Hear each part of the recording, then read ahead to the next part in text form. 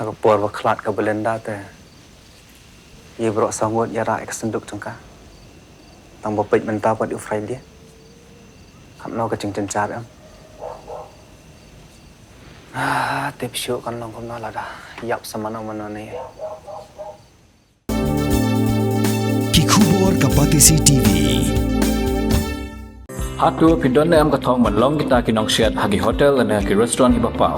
Hamokam hilapan pun orlong ki katong kacong pi. Ke emission kelap play bani ai ki course ki baper kadon ke degree course ke diploma baga advanced diploma course.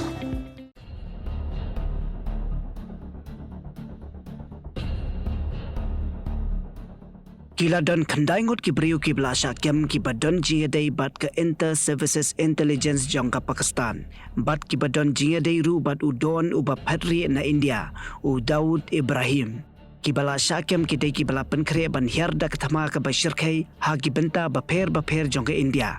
Bakentop ya ke Delhi, Mumbai bat ki wei ki nong ba bahe.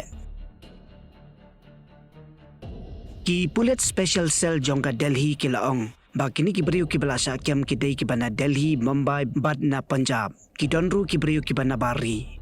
Na kini la yo kurob bon teli ki kuli bat ki sulai. Kakam ka bala pha yaki Shah ka dei ban pet hangnu don pulit pahara bat hangnu bamdon. Bat kin batai sya ki Lehnoh ya ki lintia ka ba ki Lehnoh kin sok ban Jinghiar Thma ya ki India.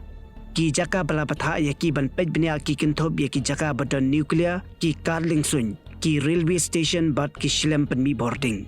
Ka Jinghiar kem ya ki kadai hadin baki bor sentiat jongke India ki layo jingtep baki don ki bakum gini ki beriu ki basyat ya lakari da ka ba ya ki jingtep badon kam Shah ki Lehnoh.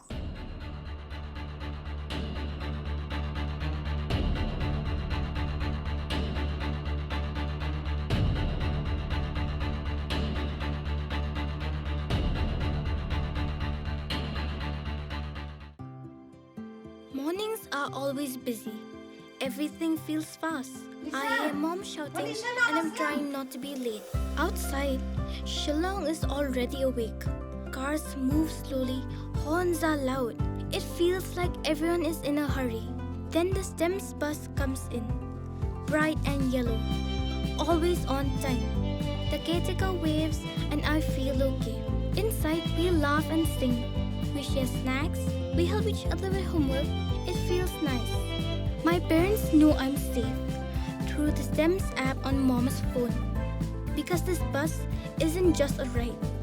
It takes us to school with friends and a little bit of hope. This is STEMS, our ride, our future.